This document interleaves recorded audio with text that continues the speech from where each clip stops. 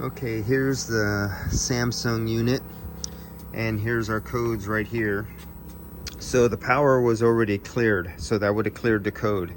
On the inside, they had a similar kind of code arrangement with a 3 light pattern, and the code on the inside, the way the lights were blinking, told you to come out here and look at the codes on the outdoor unit.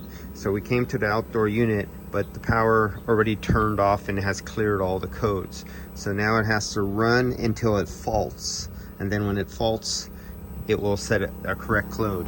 And if you look right here, let me see if I can get the focus in, but you see where it says red, green, yellow? So right where it says red, green, yellow, it says solid red and you have a blinking green. So if you come over here to the codes at the top right now, if you look at the second line, you see yellow is off. That circle in a circle means it's blinking. And then you see the solid color, that means red, and that means normal operation. And the only reason it is normal is because the power was cleared. So the codes were erased. And so now I have to wait for it to trip out again, and then come back out here and read the codes without turning off the power. Oh, and be careful with your fingers around some of this stuff, because you have your inverter and your high voltage and stuff like that.